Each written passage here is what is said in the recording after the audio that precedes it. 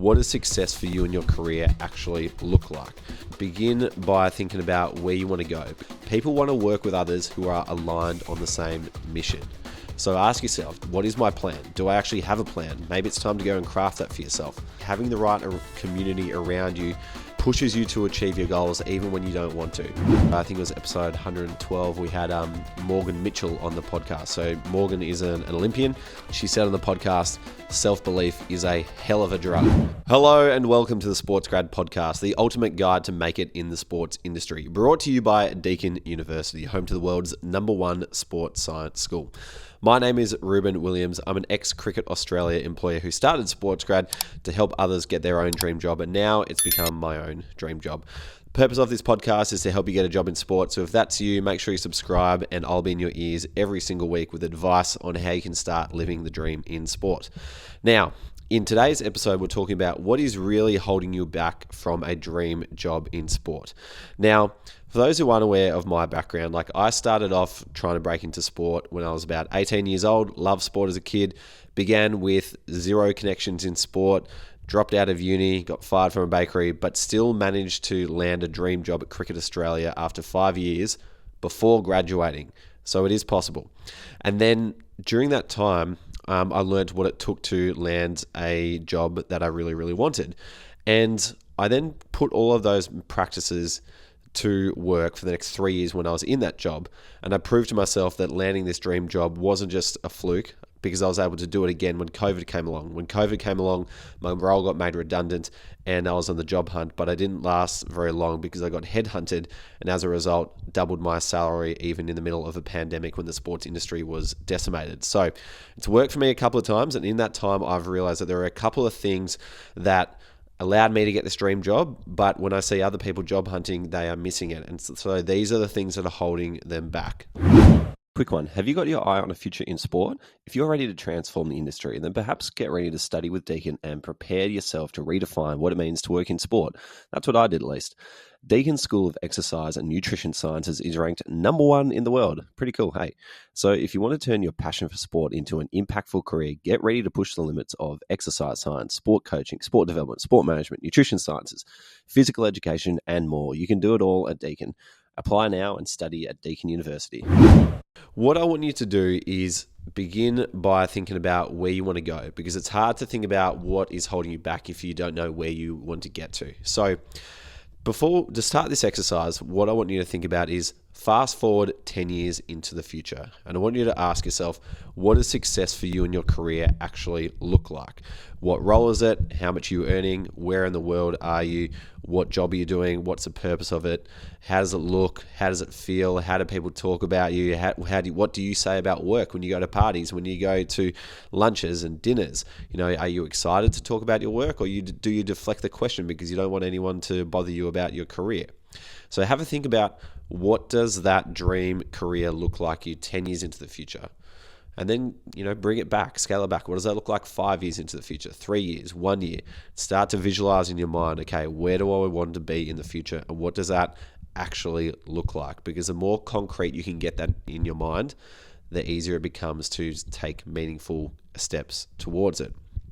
Now, we're going to find out if you're doing enough and if you are actually on track to get there. Now, when I was going through my career, one question I used to ask myself is, given everyone around me, am I doing more, the same, or less than the people on my level? And in the beginning, it was a lot less. And when I started to ask that question time and time again, it would always show me what I would need to do to get to the next level. And eventually I got to a point where I was like, okay, I think I'm pretty safe here. There's not really much more that I can be doing that I can see anybody else doing ahead of me. So what I want you to do now is I want you to think about these things that might be missing from your career and how you can start to apply them to help you make progress. So I'm going to dive into 5 macro levers that you can pull on to make meaningful progress, as well as 4 micro level levers you can pull on to make progress as well. And when you start to see that any of these 9 levers are missing in your career, then you can actually start to make progress in the right direction. So the first macro lever that I want you to think about is your purpose. So why do you want to work in sport? If you haven't got this clearly articulated, then it's time to get pen and paper out and put it down, because people want to work with others who are aligned on the same mission. And you might be passionate about sport, you might really want to make a difference, but that doesn't make you unique. And someone can't get inside your head and try and figure out, what does this person actually want to do with their career? I know they're passionate about sport, but what is really underlying there? What's the impact they really want to make? You have to figure that out for yourself, and you have to be able to communicate that. So until you figure out your purpose, this is going to be the thing that is going to kind of slow you down no matter how hard you push on all the other different levers. It's like, if you can imagine like a three-wheeled trolley with one wheel at the front, that is your purpose. And if that wheel is kind of wavering all over the place, then no matter how hard you push, it's going to be hard to control. So that is the first lever that you've got to think about. The second lever is your vision. So if you want to work in sport, but you've got no idea what that looks like, then it's time to get clear on that. So that's why I started with that exercise at the top, to help you really get clear on what does success look like. And the reason why this is important is because when you start to step into a team or a job that you really, really want, the people who are going to work with you want to work with others who give them confidence. And when you work with someone who knows exactly what they want, then you give everyone confidence. And, I'm sure you guys have got examples of people in your mind who when you meet them, they're so confident in every word they say. They know what they want. They go and get it. And that is because they have a very clear vision about what they are chasing. If you don't have that, then it's going to show in your body language, it's going to show in your voice. But you can fix that when you start to clearly articulate your vision, because then you can start moving in the right direction more confidently, and it will start to show in your energy as well. So vision is the other macro level thing that might be standing in your way between you and a dream job in sport if you haven't got that figured out just yet. The third one is your community. Now, we all know that you are the average of the people around you, but not many people go after a dream job in sport because, it is hard. It's extremely hard. The pay is not amazing, and therefore it can be pretty lonely. But as I'm sure everyone has experienced in their life in some way, shape or form, like having the right community around you pushes you to achieve your goals even when you don't want to. But when you don't have the right community around you, that's when doing it alone makes things much slower and it's much harder to make progress. And that really shows up when you're at a crossroads about what should I do, and you've only got yourself to try and pull yourself out of a rut. But when you've got a community around you who are working towards the same goal, who want to encourage each other to get there, the weight of your career becomes much lighter to lift. So ask yourself, are you surrounding yourself with the right people? Are you surrounding yourself with people who just go after any old job because they just need a pay packet to survive, and that's totally fine? Or are you surrounding yourself with people who want to wake up excited to go to work and do something meaningful with their career and want to encourage others to do the same thing? If you can get around those communities, then it's going to be much easier to achieve your goal. Now, the fourth lever at a macro level that might be holding you back is a plan. If you do not have a clear map of what you need to do, then you end up trying to do it yourself and figure it out on the way. For example, and when you do this, you have no certainty about every single step. It's like every single action you take, you're thinking, I think I'm doing the right thing, but I don't really know because I'm still trying to discover it all for myself. But, if you know what step 1, step 2, step 3, step 4 is, then you can feel confident with every single action you take that you're actually going to make progress. And so if you are trying to draw the map as you go, which is what I did for 5 painful years, hence, the dropout and, multiple rejections and going up and down,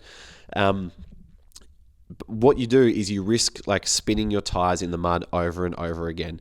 And what happens is it makes it very hard to make progress. And when it's hard to make progress, that can become demotivating.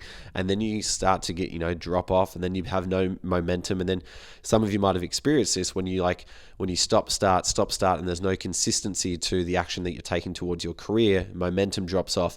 And so trying to get restarted each time becomes incredibly hard. And it's you're stuck in the mud trying to pull your legs out each time to be here we go again. Whereas when you have a plan, action becomes easier and you gain momentum, you make progress, you feel good about it. And so it's like pushing a boulder downhill rather than trying to push the boulder uphill. That's what having a plan can do for you. So ask yourself, what is my plan? Do I actually have a plan? Maybe it's time to go and craft that for yourself.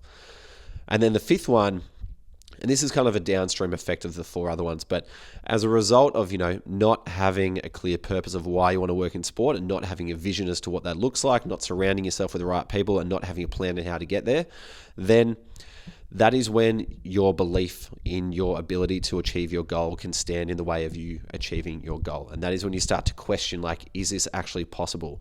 And again, when you get to those crossroads, that's when it really shows up. Back on the podcast a long time ago, I think it was episode 112, we had Morgan Mitchell on the podcast. So Morgan is an Olympian, and she said on the podcast, self-belief is a hell of a drug. And having felt that for myself in my own career and building a business, I know that when you believe in yourself and you go after something, it is intoxicating. But if you don't believe it's possible, that is when you get to a crossroads of should I go left and should I go right, that is when you get sucked into taking the safe option, when you think, oh no, I don't really think I can do this.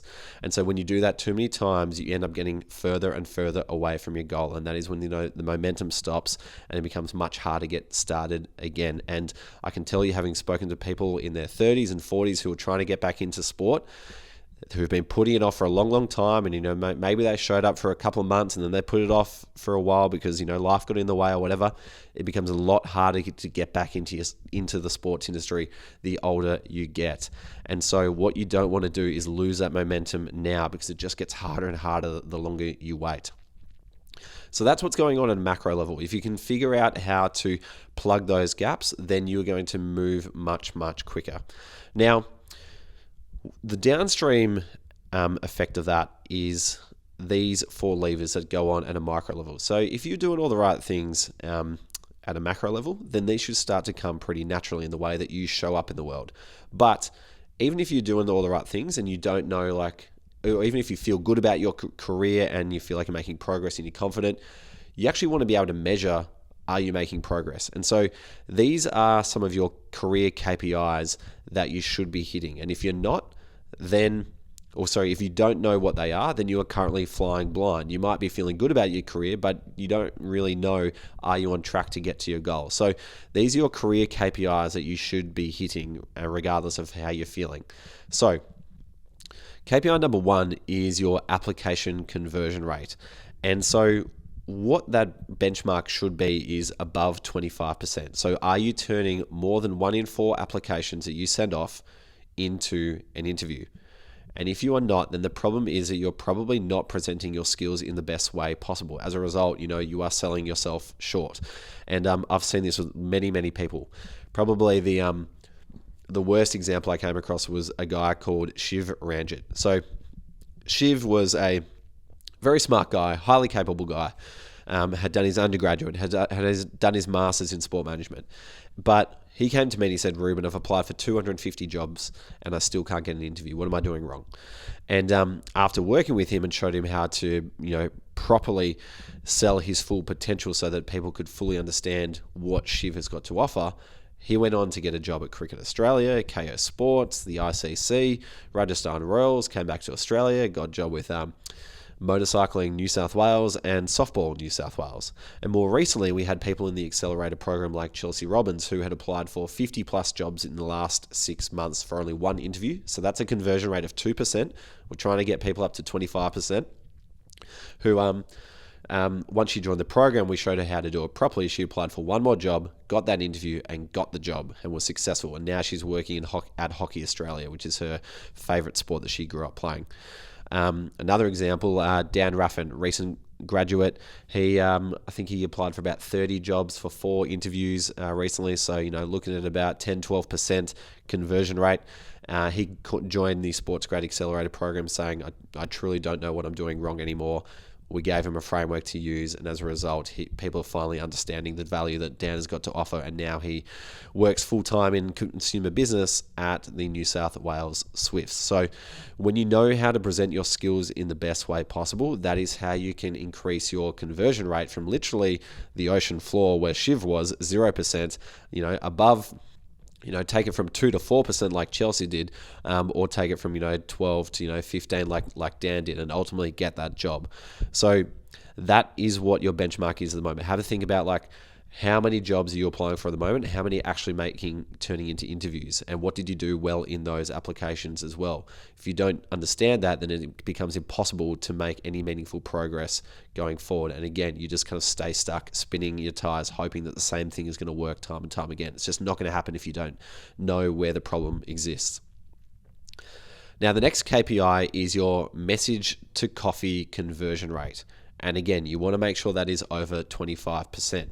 So this relates to how many messages are you sending turn into coffee conversations, which gives you a chance to build a relationship with someone in the sports industry. So if you're on LinkedIn firing off messages and no one is responding to you, then that is a problem. You should be able to get 25% of messages leading to a coffee catch up. And if you're not, then the problem probably exists in the fact that you are not worth responding to. Because what happens when you send off a message is someone is going to look at your profile and look at your message, and in that moment decide, is this person worth my time? Or are you worth responding to? And they're going to take into account your LinkedIn profile, and they're going to take into account your message. So the problem could be sitting in any one of those. And so again, if you are continuing to fire off the same message time and time again, perhaps it's time to look about, how do you show up on LinkedIn? Is your profile up to date? Have you been posting consistently so that people can see what you are up to at this very moment? Not what you were up to a year ago, but what are you doing right this second? And then how did you ask your message? Because very busy people will often look at messages and decide, nah, that's just not worth my time even saying no to, so I'm just going to ghost it. But they are still possible to get in touch with. I can attest to that because I was doing it back when I was, in uni. I was able to get in touch with the chairman of Football Federation Australia back in the day before SportsGrad was really a thing, and got him to come on my YouTube channel when it was only a channel with 30 subscribers. And there are other examples where I was able to have coffee with people. Joel Morrison is another one. I was just a uni student. SportsGrad was an idea at that point in time. We had a conversation recently where he said to me, "Oh, Reuben, I remember having coffee and you telling me about your idea for SportsGrad." But even back then, he still gave me time because I kind of showed up in the right way that was worth Joel responding to. So if you are not getting more than 25% of your messages turning into coffee catch-ups, have a think about, how do you show up and how do you make your request? The third KPI for your career is the contact list of decision makers in your city. And is that less than 20 or above 20? So say, for example, you want a job in Melbourne or Sydney. And what you want to do is try and make sure that you have 20 people in that city where you want a job on your contact list who will pick up your phone call. Because, in markets like Melbourne, Sydney, London, New York, whatever it might be, there's probably 50 to 60 sports organisations across national bodies, state bodies, professional teams, agencies, facilities, startups, you name it, who could employ you. So if you have a contact list of decision makers that is, at least 20, but, ideally 50% of the number of employers in the market that you are job hunting, that means that more likely than not, you're going to have someone who can refer you from the inside. And so if you don't have that, the problem becomes when you go for those jobs and you're up against people who do, because now you're at a disadvantage. It becomes very hard to win a job against someone else who's already had an internal referral. And the reason why internal referrals are so highly regarded is, as Alison Robinson, who is the Executive General Manager of People and Culture at Cricket Australia, as she says, recruitment is risky. So they turn to the people that they trust. And that is why, 80% of jobs live in the hidden job market. Only if they have to do people go to the public job board. So if you can't find a job, it's probably because they're going around in circles in people's heads at the moment. So recruitment is risky. And internal references are so highly regarded. And if you don't have an internal reference, then you're up against the people who do. So to get those internal references, you want to make sure that you have a contact list of at least 20, so that no matter where you apply for a job in your market, more often than not, you should have someone who can say, yep, I vouch for this person, they're a good guy or girl. So try and get that Try and get that contact list number up to 20. Now, the fourth career KPI is your LinkedIn posts per month. And what you want to do is make sure that this is at least 3 per month. Because if it's not 3 per month, then you risk being forgotten. And all the hard work that you've put into this point in time, is lost. If it took you literally like a month or 2 to get in touch with one person and have coffee with them and share who you are and get them to know you and hope that they one day employ you, I guarantee you life moves quickly, their job moves quickly, they're going to have other people catching up with them as well. And so new information is going to start to enter their mind. And so, on the day that you met them, you were top of mind. And then the next day you went down a rung and then down a rung and down a rung. And the longer that time goes on, the more pushed to the back of their brain you become. So how do you become top of mind again? The easiest way to do this is post on LinkedIn. And so what I recommend is making sure that you're doing that 3 times a month. So you're constantly top of mind, because I can guarantee you everyone is walking around with a list in their head of people that they will go to if they needed a particular problem solved. And so that's where, the old saying of preparation meets opportunity becomes very valuable to you. If you've done your preparation, if you've had coffee with the right people, built the relationship, remained top of mind, then all of a sudden someone says, you know what, we could use another partnerships coordinator. Who do we know? Then you ideally become the first person that they pick off their list. Now, someone who's doing that incredibly well at the moment is a guy in the program called Tom Blazic. Tom is trying to enter the world of athlete well-being. He's up in Brisbane, and he's been posting on LinkedIn every single week since the start of the year. And his content is amazing. He had a goal at the start of the year to have just one post hit 1,000 impressions. And after chatting with myself and using the curriculum content, he came up with a strategy, and his very first post got just under 5,000 impressions. Since then, he's done about 80,000 impressions over the last couple of months, and he's been able to reach people that he wouldn't have been able to otherwise. And so now he is top of mind. So for example, he had people like Mark Worthington, the head of player development at the Geelong Cats, like and engage with his post. So now if, Mark Worthington is hiring someone or needs someone in this space, Tom is someone who is top of mind for him because he's constantly creating content and reinforcing that. But more amazingly than that, Tom recently had a coach from Villarreal, one of the soccer giants in Europe, in La Liga, Spain, reach out to Tom and say, hey, I want to start a podcast. Do you want to be the athlete wellbeing expert on the podcast? That's what LinkedIn content did for him. Built his brand, made him top of mind, and someone came to him and said, hey, I could use you to solve this problem. So that is the other career metric that you want to hit. Make sure you're posting 3 times a month. So those are the different things you've got to measure yourself on at a macro level and a micro level.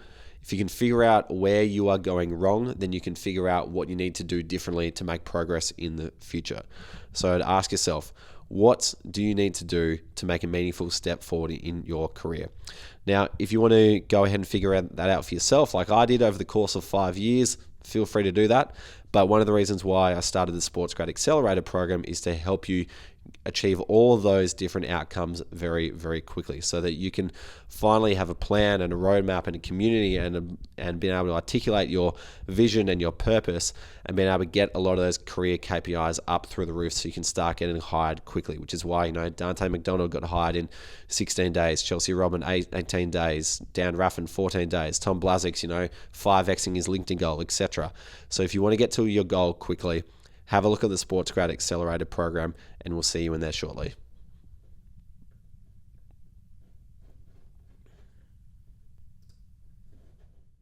Hey, last thing before you go. Everyone knows the sports industry is super competitive, so you might want to keep this to yourself. But every Monday, I send out an email called Shortcuts by SportsGrad. It takes 5 minutes to read, and it gives you everything you need to get an edge over other job hunters on a silver platter. Here you'll find exclusive job opportunities, networking events, and premium resources to get ahead. Again, it takes less than 5 minutes to read, and it's designed to help you get ahead and stay ahead. So if you want to receive the next one in your inbox, head to sportsgrad.com.au/newsletter. But as I mentioned, competition for jobs in sport is red hot, so perhaps keep this to yourself.